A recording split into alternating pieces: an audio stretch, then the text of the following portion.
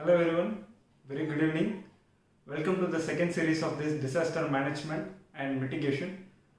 Well, in the last series I have explained about the very basic concepts of disaster management as well as the mitigation techniques.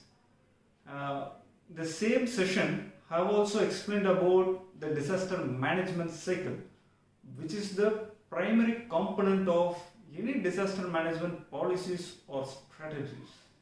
You take any disaster management authority around the world, whether it's United States or European nations or India, so wherever you go, the policies and strategies that are being framed depends upon the disaster management cycle. So every strategy that we work on disaster management is exactly pointed within the cycle. So in this session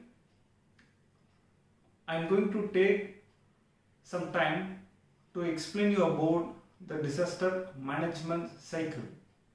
So although in the upcoming sessions the disaster management cycle will be explained very detailed, so this session I will explain you about this one, how it helps in defining the policies and strategies. Disaster management efforts are geared towards disaster risk management. Disaster risk management implies the systematic process of using administrative decisions, organization, operational skills and capacities to implement policies, strategies and coping capacities of the society and communities to lessen the impact of natural hazards and related environmental and technological disasters. These comprise all forms of and all activities including structural and non-structural measures to avoid. So when I mean avoid, it's nothing but the prevention or to limit. So when we mean limit in the disaster management cycle, it means mitigation and preparedness. So compressing this part, the prevention, mitigation and preparedness, the statement can be as these comprise all forms, all activities including structural and non-structural measures to avoid or to limit adverse effects to hazards. So in the same session I have also explained about the risk, vulnerability and hazard, right? So again, so everything is a component that binds together with different elements. So that is what disaster management cycle speaks about. So coming to the point, the three key stages of activities in a disaster management are before a disaster, during a disaster and after a disaster. Before a disaster is to reduce the potential impacts for human, any material or environmental losses caused by hazards and to ensure that these losses are minimized when disaster strikes. Next one, during a disaster, to ensure that the needs and provisions of victims are met to alleviate and minimize the suffering. After a disaster, to achieve rapid and durable recovery. The common perception of disaster management is limited to emergency relief and post-disaster rehabilitation. It's because that's what we the people are frequently witnessing in any news channels or even in any discussions. So when an earthquake or landslide or even a flood comes, so when a state disaster response force or national disaster response force comes for rescue operations, we just discuss about the particular relief operations and what the government or the agencies are planning post the disaster. So there is no doubt that this particular common perception lies everywhere. So basically this is because that these two elements are by far and not separate in fact. Thus prevention, mitigation and preparedness form pre-disaster activities in the disaster management cycle, and response, comprising relief, recovery and rehabilitation are post-disaster activities. While emergency relief and rehabilitation are vital activities, successful disaster management planning must encompass the complete realm of activities and situations that occur before, during and after disasters. That's the perfect strategy that any agency or any government can work on. These phases can be best represented as a cycle. I will next explain you about the cycle also, which if followed through, public policy can obstruct future development of disasters by impeding the vicious cycle of cause and effect. One of the key issues in disaster management planning is the allocation of resources at all stages of disaster cycle, which optimize the total effectiveness of risk reduction activity and maximizes the overall impact of disaster management. Well, even during the floods, the resources must be properly allocated and planned. So for example, getting a air floated boats for rescue operations, ropes, cutter for cutting the uprooted trees, and tents for medical camps. So similarly this kind of resources can be well planned in any kind of disasters. This approach has imparted a more holistic perception to disaster management and has served to integrate disaster management with development planning in the most pre-disaster activities. Involve activities for vulnerability reduction like poverty reduction, employment provision, etc., which are also mainstream development concerns. For those who are preparing for UPSC exams or state level public service commission exams, do remember that the developments that a country or local administration takes are always related to disasters.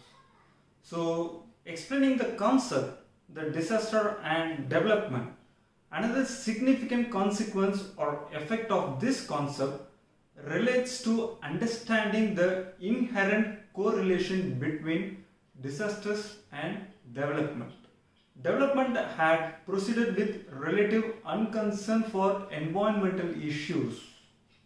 The result has been newer vulnerabilities, risks arising as a result of direct or indirect consequences of development strategies that are being proposed by governmental or non-governmental agencies. For example, air pollution has been caused due to uncontrolled emission of greenhouse gases, water pollution due to unregulated working of industrial enterprises, as also agriculture, leading to adverse impacts on the environment. Short-termism has prevailed in public policy in that long-term impacts have not been considered at the policy formulation stage. The concept of disaster management cycle is expected to impart the much needed long-term perspective viability to developmental policy strategies, since vulnerability reduction would be factored in mainstream planning to reduce cost on response efforts when a disaster strikes. Also, the process of proceeding policy formulation, that is deliberation with involved stakeholders and citizen groups, is likely to get more participatory and inclusive of disaster related concerns. For example, if we take Nilgiris district, which is highly prone to landslides and floods, so the government shall, before forming a policy, which should not be of short term, it should be of long term. For example, the past history of landslide alone is not sufficient to make a policy, but unfortunately that kind of system is being followed. Instead, we have to use the recent technologies, for example satellite, the soil moisture content using satellite, the field studies, all has to be integrated together to form a policy. Instead of blindly relying on a single source, which is just 100 years of past records. I am not saying that we should not take or we should not consider the past years data. Of course, we really need that. But apart from that, for long-term policy making, we definitely need to implement the recent technological developments. The best boon that we have is using of satellites. Satellite images can be used to find the DEM images, to find out the landslide locations, the vulnerable zones, the soil moisture. So such kind of indexes or indices can be merged together to form a policy. Well, this particular explanation about disaster management cycle would be much sufficient. So in addition to that, let me add one more point. The complete disaster management cycle includes the shaping of public policies and plan that either modify the causes of disasters or mitigate their effects on people, property and infrastructure. The mitigation and preparedness phases occur as disaster management improvements are made in anticipation of a disaster event. Developmental considerations play a key role in contributing to the mitigation and preparation of a community to effectively confront a disaster.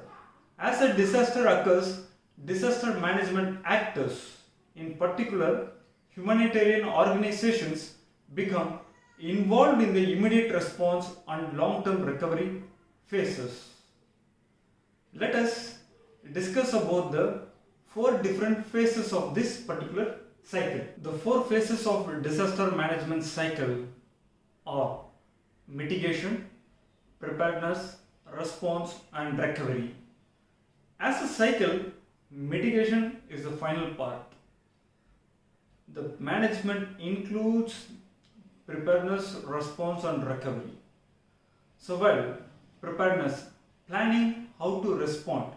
Example, preparedness plans, emergency exercises, trainings, drills, warning systems. Response, effort to minimize the hazards created by a disaster. Search and rescue, emergency relief are the best examples. Recovery, returning the community to normal stage. Example, temporary housing, grants, medical care. And finally, the mitigation, minimizing the effects of a disaster itself. Example, development of codal provisions, building a zonal maps, vulnerability analysis, public education. The disaster management cycle. Well, when a disaster strikes, we start from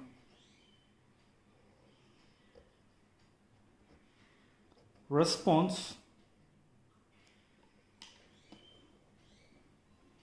then we proceed for recovery,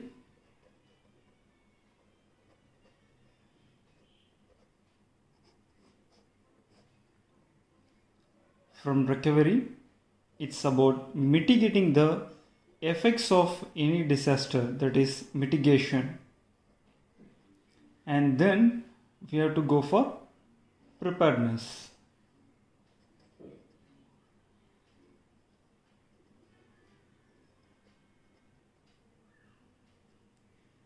So this is what the disaster cycle aims. Now, mitigation itself is a separate concept. The response, recovery and preparedness comes under the concept of management, and mitigation will be held separately. So that is why any course itself will be named as disaster management and mitigation.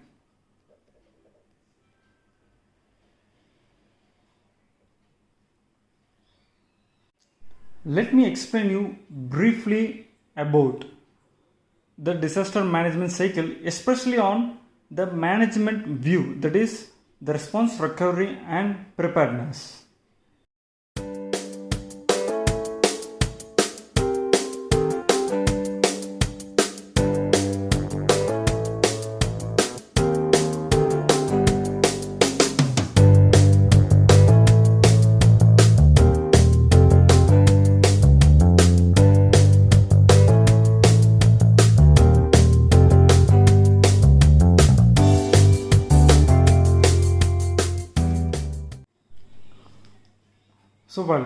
So this is the actual disaster management cycle.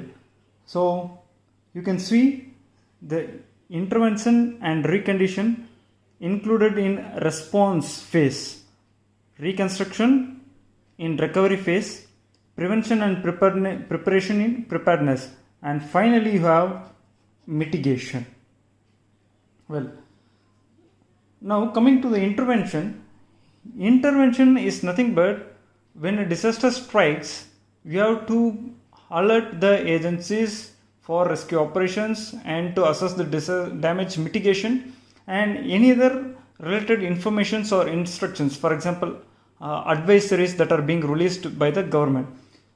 In order to understand the key points of intervention, you can easily remember, who are preparing for competitive exams, you can take this one. Easily remember it by this name, RAID.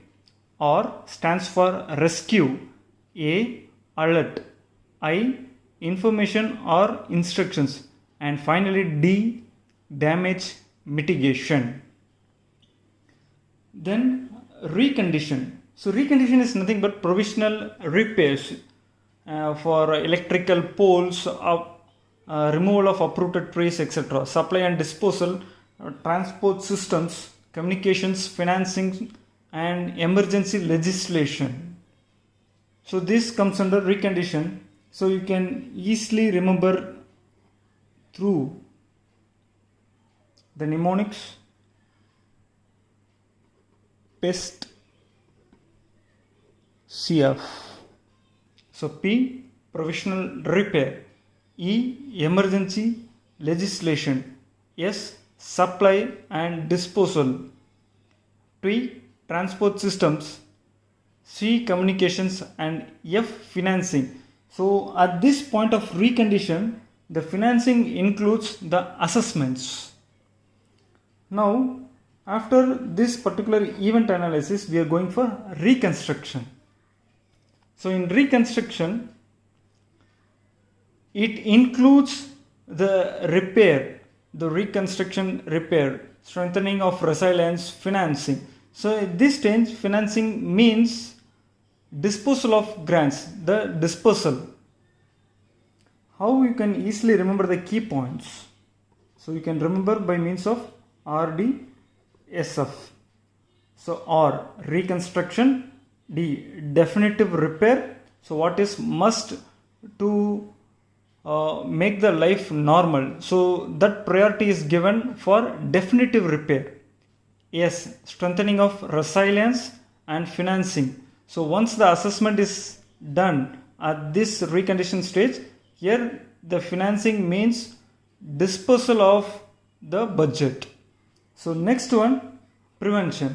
So prevention is planning of land use, any technological measures and biological measures. For example, in the case of COVID, the government has mandated that the public must wear masks when come out of their houses in case of any emergencies. So everyone are mandated to use mask. So that prevention you can easily remember by means of keywords LTB, land use planning, technological measures, biological measures. And again, preparation is the organization, whether it's a district disaster management cell, state disaster management authority, or national disaster management authority. The resource planning, deployment planning, and insurance. So you can easily remember by the mnemonics ROID. Here for intervention, RAID. Here it's ROID. So here this R stands for resource planning, because you are in preparation stage. Planning of resource, how you can allocate the dispersed budget for different scenarios.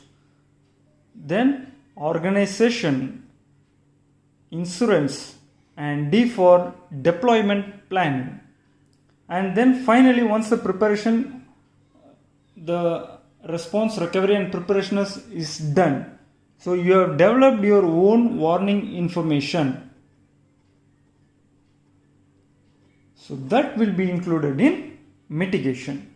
Now, mitigation itself is a large concept. Let me explain separately about mitigation, the points that must be well remembered.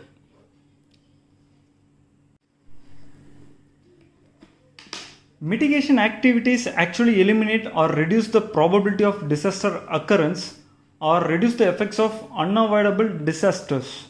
Mitigation measures includes the measures building codes, vulnerability analysis,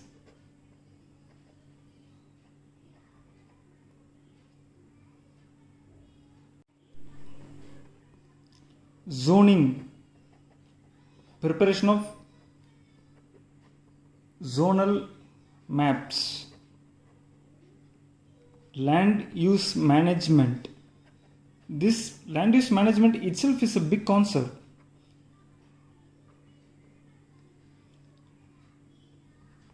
Building regulations,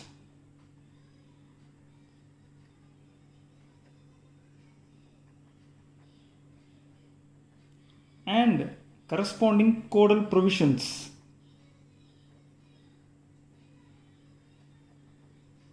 Number 6, preventive